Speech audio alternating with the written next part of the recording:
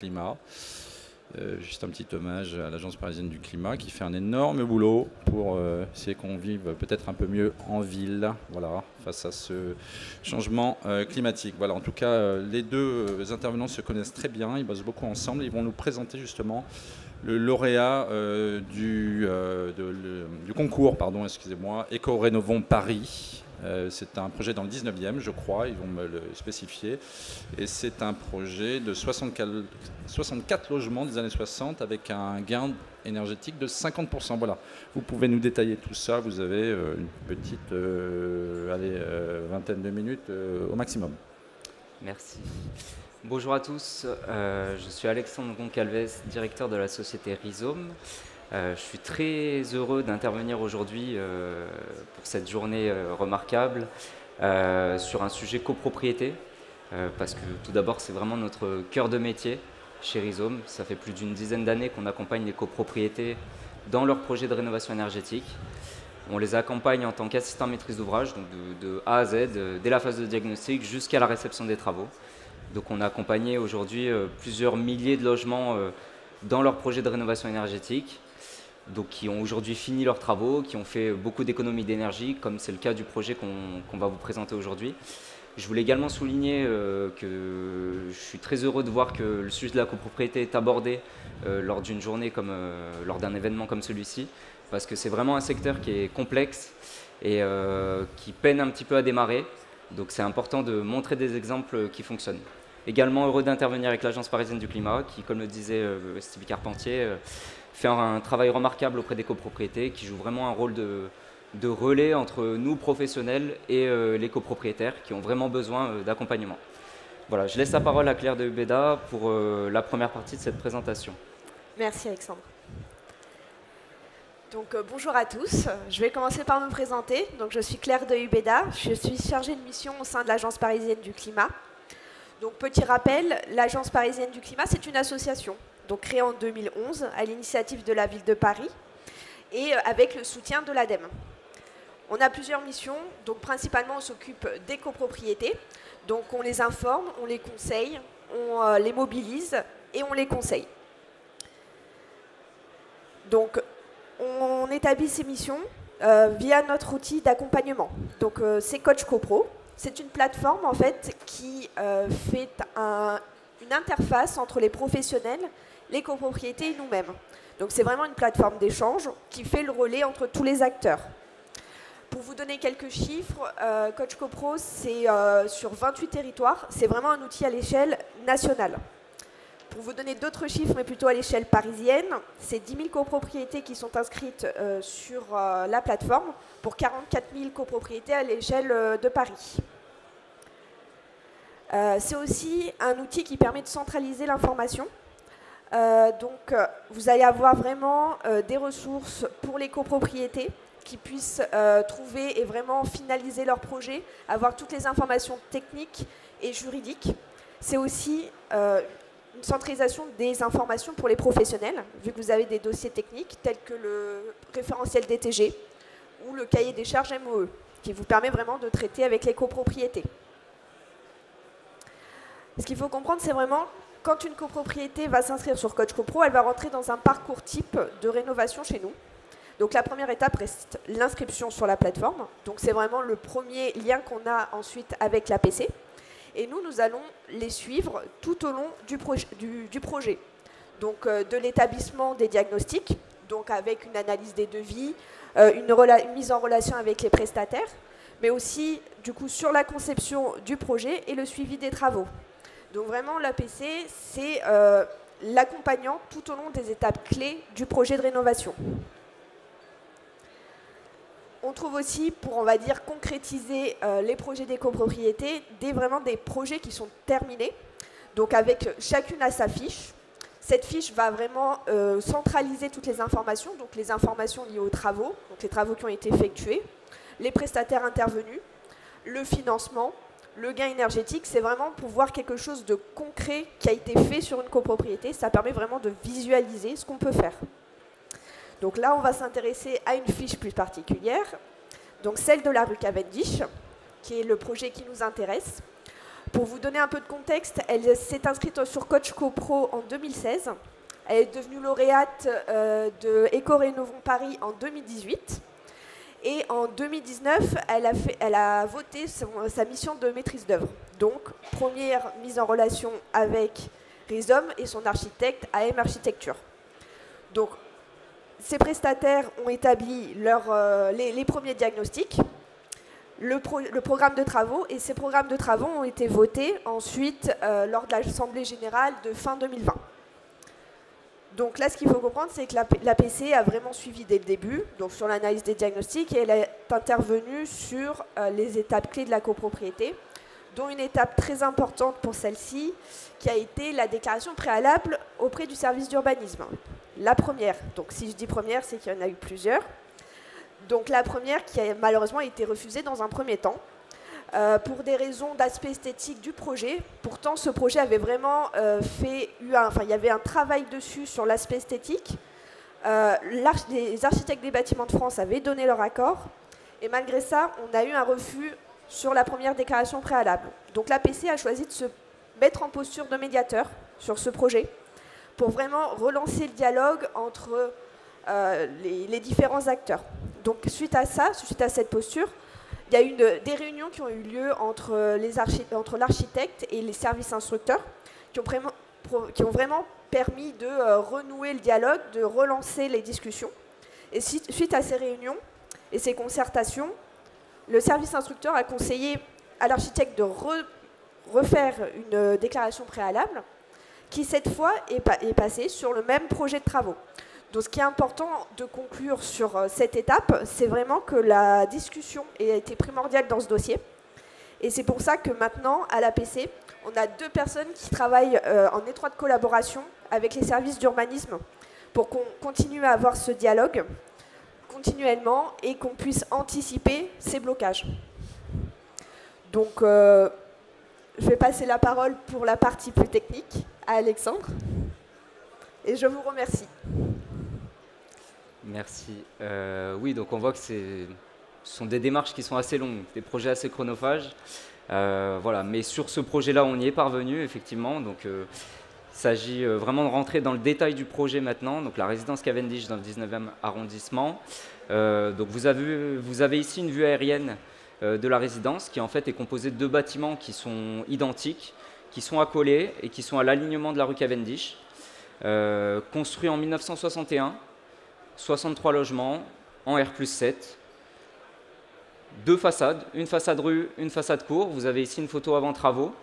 Donc la façade rue qui en fait présentait une architecture d'origine qui était assez soignée, mais voilà, avec une écriture qui est assez typique de la fin des années 50, mais voilà, avec vraiment des pathologies liées au vieillissement avec le temps, des éclatements de béton en bandeaux, des encrassements en façade, des vraies dégradations au niveau des menuiseries bois, au niveau des frisettes en bois aussi sur les trumeaux, des garde-corps fissurés, garde-corps vitrés fissurés, et également des problématiques de confort pour les résidents, notamment confort d'été sur cette façade qui est exposée sud-ouest, où en fait ils ont un rayonnement solaire direct sur leur façade. Donc à l'origine, il y avait des stores bleus que vous voyez encore un petit peu sur la photo, des stores en toile, qui étaient très dégradés bien sûr avec le temps, et du coup une prolifération de persiennes en PVC blanc qui du coup détériore la qualité architecturale d'origine. Côté cour, sensiblement les mêmes problématiques, avec des éclatements de béton également. Ce qui est un petit peu particulier, ce sont ces cages d'escalier qui sont entièrement vitrées et donc qui posaient des gros problèmes de confort également pour les usagers, où il faisait très chaud en été et très froid en hiver sur ces cages d'escalier en simple vitrage. Donc finalement, les copropriétaires avaient vraiment conscience de ce besoin de rénovation. Ils voulaient vraiment remettre en état leur bâtiment, en profiter pour améliorer les performances énergétiques, revaloriser d'un point de vue architectural. Donc ils se sont très tôt tournés vers l'Agence parisienne du climat, ils ont cherché à être bien accompagnés. Nous, Rhizome, on est arrivé très tôt dans le projet, dès la phase de diagnostic, en tant qu'assistant maîtrise d'ouvrage. Et on a proposé de mettre en place une organisation des acteurs qui est un petit peu innovante, mais qui est particulièrement adaptée à la copropriété, dans le sens où c'est une organisation qui place vraiment le copropriétaire au centre du projet.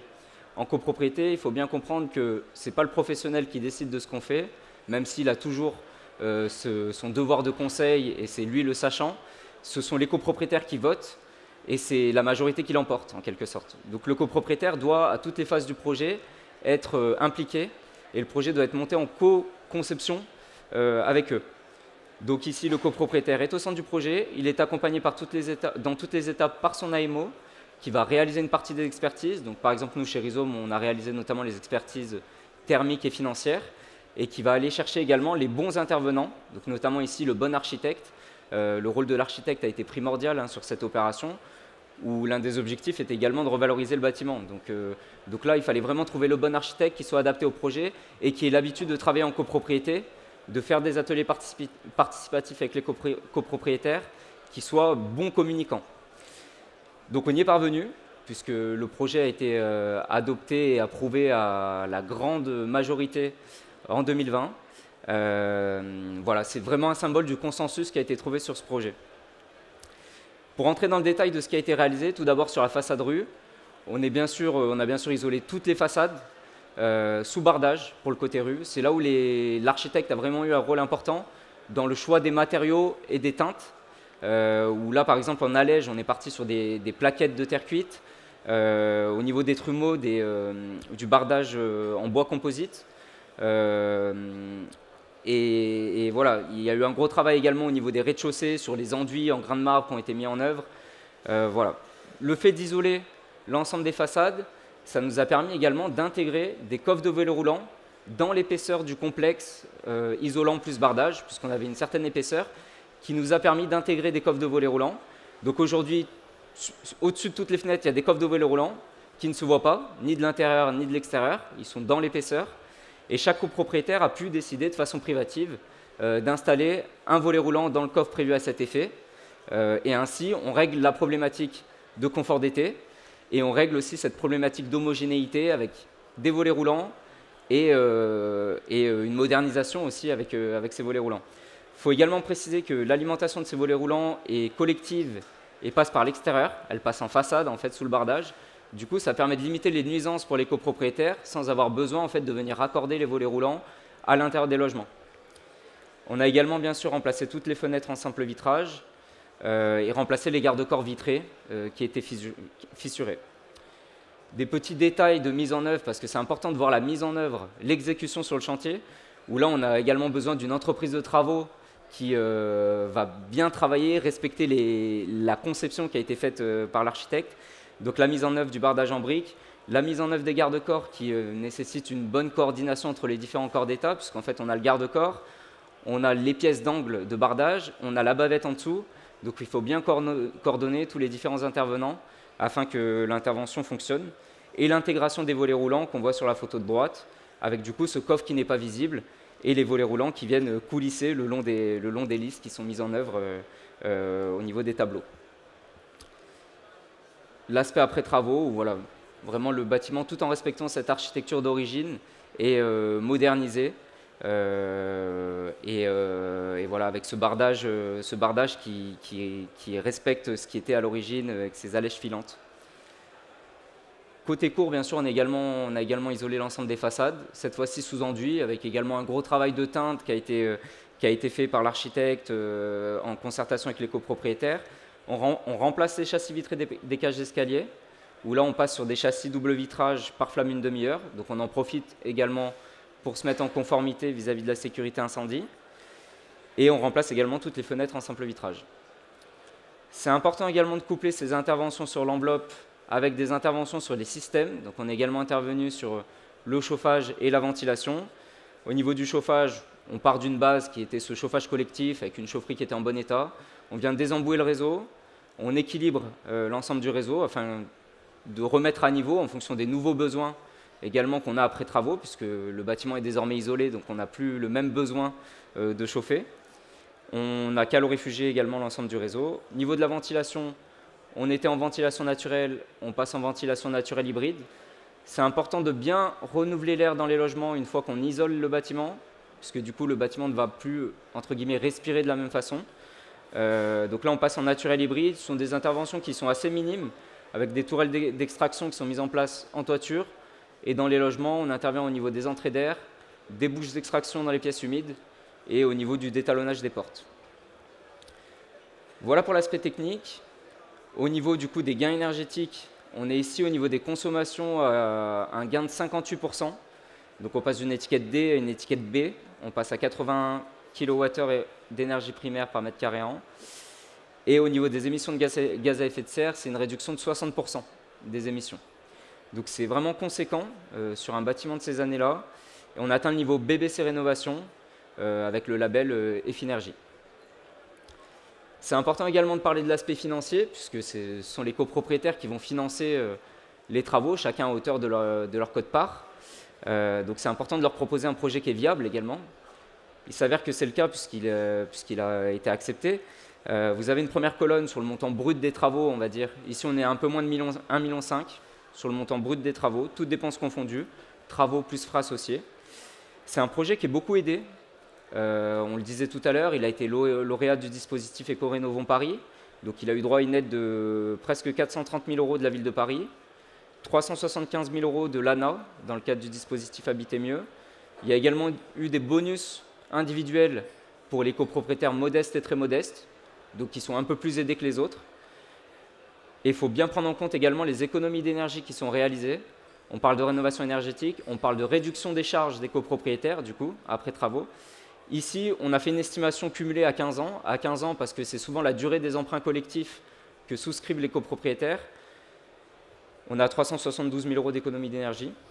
Finalement, on est sur un reste à charge qui est de l'ordre de 220 000 € pour l'ensemble de la copropriété. Sur les 63 logements, ça revient en moyenne à 3 500 € par logement, en reste à charge, en bilan à 15 ans sur l'opération.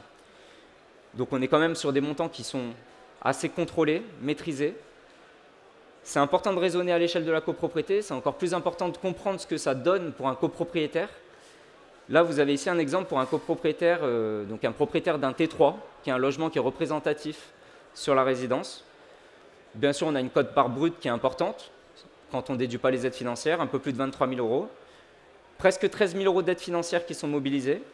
Du coup, on est sur un reste à charge de un peu plus de 10 000 €, une mensualité de prêt à 15 ans de 62 € par mois. 62 € par mois, donc financé à 15 ans sans intérêt par un prêt à taux zéro. Même aujourd'hui, en 2024, on peut encore financer nos travaux de rénovation énergétique sans intérêt. Et le copropriétaire réalise 33 € d'économie par mois sur ses charges de copropriété. Finalement, son effort réel à sortir, il est de 29 €. 29 €, c'est le coût d'un abonnement Internet. Pour le prix d'un abonnement Internet, le copropriétaire paye sa rénovation énergétique, revalorise son bien. Les biens se revendent plus cher après travaux. Donc c'est vraiment un investissement qui est intéressant pour le copropriétaire. C'est important de comparer ça également à ce que ça aurait été si on avait simplement mis un coup de peinture, fait un ravalement simple.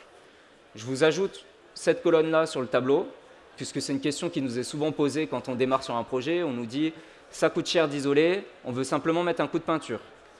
Bien sûr, en quote-part brute, ça coûte 2 fois moins cher, 11 000 € sur ce cas particulier. Mais il n'y a pas d'aide financière, il n'y a pas d'économies d'énergie qui sont réalisées, donc pas de diminution de charge. Finalement, on se rend compte sur la dernière ligne que le reste à charge du projet de rénovation énergétique qui atteint le niveau BBC, il est presque 3 fois inférieur à celui d'un ravalement simple. Donc non, ça ne coûte pas plus cher de faire plus et d'intégrer la partie énergétique au projet. Je vais simplement conclure avec quelques petits éléments adaptés à la copropriété pour réussir, pour que les professionnels se lancent, pour que les copropriétaires se lancent. Il faut vraiment mettre en place un processus adapté, spécifique, être accompagné, avoir un AMO, c'est très important. Associer les copropriétaires, des ateliers participatifs, ce sont les copropriétaires qui vont voter au final, bien l'avoir en tête. Développer l'ingénierie financière, comme je l'ai fait par exemple sur ces exemples, cette comparaison, leur donner les billes pour décider. Et bien sûr l'architecte qui est très important, puisque c'est important d'aller faire des économies d'énergie, mais il ne faut pas oublier l'aspect architectural et la revalorisation des bâtiments et de notre patrimoine. Merci à tous pour votre attention. Merci Alexandre Goncalves. Alors, est-ce qu'il y a quelques questions dans l'assistance? Voilà, je vois un monsieur qui semble intéressé. Oui, je m'étonne qu'une passoire thermique pareille en simple vitrage ne consomme que 193 kWh. Moi, j'aurais bien vu 400. Et en plus, vous ne dites pas un mot d'amiante. Elles n'étaient pas bourrées d'amiante, toutes ces menuiseries et autres et autres garde-corps? Non, il y a un diagnostic amiante qui a été réalisé, effectivement. Ici, on a plutôt de la chance. Les seules parties qui étaient amiantées, c'était des conduits fibrociment liés à la ventilation, donc l'impact était minime, effectivement. Et effectivement, comment ça se fait qu'elle ne consommait que 193, alors qu'il n'y avait aucune isolation? 193, ça reste quand même énergivore. On est ici en étiquette D. Il y en a plein qui sont en 400, hein, les Oui, immeubles bien sûr. de cette époque. Bien sûr, oui, bien sûr. C'est vrai qu'il y a des bâtiments qui consomment plus que d'autres. Ici, il y avait une partie des fenêtres qui était déjà remplacée en double vitrage aussi, donc c'est à prendre en compte, effectivement, dans le projet. Le calcul a été fait sur un logiciel réglementaire, via les méthodes de calcul conventionnelles. Vous avez bien retrouvé la consommation réelle que le syndic vous a donnée? Tout à fait. On compare bien sûr, dans notre devoir de professionnel, on compare aux consommations réelles et on est dans un écart de plus ou moins 10%, tel que le recommande la réglementation. Le chauffage était par le sol ou par radiateur? C'est des planchers chauffants. Donc impossible à régler? Ça s'équilibre. Non, d'accord, parce que je veux dire, des fois des planchers chauffants où le serpentin traverse tous les logements sans tenir compte de la frontière. Donc vous ne pouvez pas, par exemple, fermer un logement en laissant ouvert son voisin ou fermer une pièce en ouvrant l'autre. Alors non, bien sûr, on est quand même limité par le système actuel. Là, ici, on avait des serpentins qui circulaient, il me semble, dans 2 logements en série. Donc on pouvait régler les logements par 2, on va dire. Vous ne pouvez pas obliger votre voisin de couper son chauffage, non? Et on avait des logements qui étaient traversants aussi, donc ça permet aussi d'avoir un peu plus de liberté, on va dire. D'accord, je vous. Voilà, merci pour cette question. Une autre peut-être? Bonjour. Bonjour. J'aurais aimé savoir comment c'était fait au niveau des gestionnaires de copro, parce que les copropriétaires sont un peu livrés à eux-mêmes. Et souvent, les gestionnaires de copro ne sont pas trop force de proposition ou autre. Moi, je viens d'une ville de province, à Cherbourg. Je sais qu'ils sont complètement largués sur les sujets énergétiques, etc. Donc, ils ne poussent pas du tout les copropriétaires à aller vers cette voie-là. Donc, je ne sais pas quel travail peut être fait sur ce sujet-là. Alors, ce n'est pas le cas de tous les gestionnaires, effectivement. Enfin, c'est comme dans tous les métiers, on peut voir le meilleur comme le pire. Les gestionnaires ont un vrai rôle à jouer. Nous, en tant qu'AMO, on est assistant à maîtrise d'ouvrage. Le maître d'ouvrage, le représentant de la maîtrise d'ouvrage, c'est le syndic. Nous, on assiste le syndic. Donc ici, sur cette opération, le syndic a été très impliqué dans l'opération, le conseil syndical également.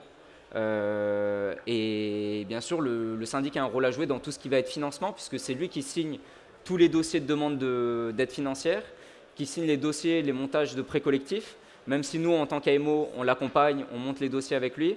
Il doit être présent dans l'opération et certains syndics de plus en plus sont formés à la rénovation énergétique et savent de quoi on parle. Bien sûr, c'est important qu'ils soient quand même accompagnés parce qu'il y a une gestion courante qui est importante sur les copropriétés, mais de plus en plus de syndics se lancent là-dedans et sont renseignés.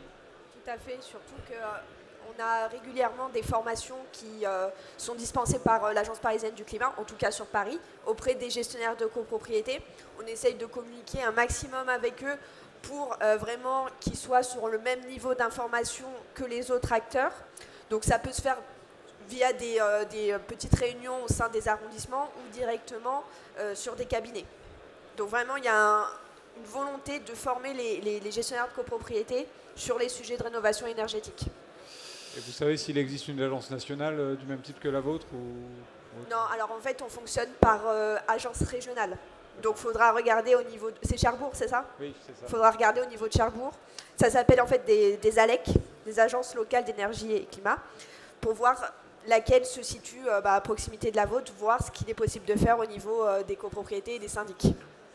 Merci. Merci. Une dernière question peut-être, rapide. Oui, moi je suis AMO copro aussi. Après avoir lancé un projet dans ma copro et où je me suis rendu compte qu'il y avait vraiment besoin d'accompagnement, voilà, sinon ça se serait jamais fait. Et donc justement, nous aussi on avait voté nos travaux fin 2020, donc vous êtes sur l'ancien Éco-Rénovons Paris, c'est ça? Oui, tout à fait, sur le dispositif qui s'est terminé en 2020. Oui, c'est ça. Et du coup, vous n'avez pas eu de problème avec l'augmentation des prix suite au Covid, parce qu'il y a quand même eu de grosses augmentations au niveau des menuiseries isolants, etc. Comment vous avez géré ça Alors, on a lancé l'appel d'offres avant. L'appel d'offres a été lancé avant sur des marchés à prix global et forfaitaire, non révisables. Ah. Donc, c'est vrai que tout le monde a pris un petit peu a pris pour soi. Et l'entreprise de travaux, c'est vrai qu'aujourd'hui, je ne pense pas que ce soit un chantier sur lequel elle ait fait beaucoup de marge. Elle a accepté et elle s'est engagée, elle a tenu ses engagements. Elle n'a pas révisé ses prix, en fait. Elle est restée sur... Elle a signé un marché qui était ferme et définitif. Et vous avez donc réalisé les travaux en 2021 ? Les travaux sont terminés très récemment. D'accord, donc vous les avez commencés en 2022 Ils ont commencé en 2022. D'accord, ouais. Ça fait un peu plus 1 an et demi. D'accord, mais du coup, l'entreprise, quand elle a signé son devis, c'était en 2020, et donc elle a garanti ses prix tout ce temps-là ? Non, elle a signé. Elle a signé. Faut savoir qu'on a voté les travaux sur la base d'un budget maximum, toutes dépenses confondues, qu'on ne pouvait pas dépasser nous en tant qu'AMO. Nous, notre rôle d'AMO, c'est aussi de respecter ce budget qui a été voté par les copropriétaires. Donc suite au vote, on a lancé la consultation définitive d'entreprise, suite au vote, dans le respect de ce budget-là. Et, vous aviez de la main. Du coup, en fait, l'entreprise a signé son marché début 2022, il me semble. Très bien, merci beaucoup. Je rappelle effectivement que l'enjeu des copros, en tout cas de la rénovation énergétique, est majeur pour baisser l'impact carbone du secteur de la construction. Voilà, comme ça c'est dit. Merci à nos intervenants, Alexandre Goncalves pour nous avoir présenté ce projet, et puis évidemment Claire de Hubeda de l'Agence parisienne du climat. Voilà, merci beaucoup. Et on va conclure cette journée riche en événements et en infos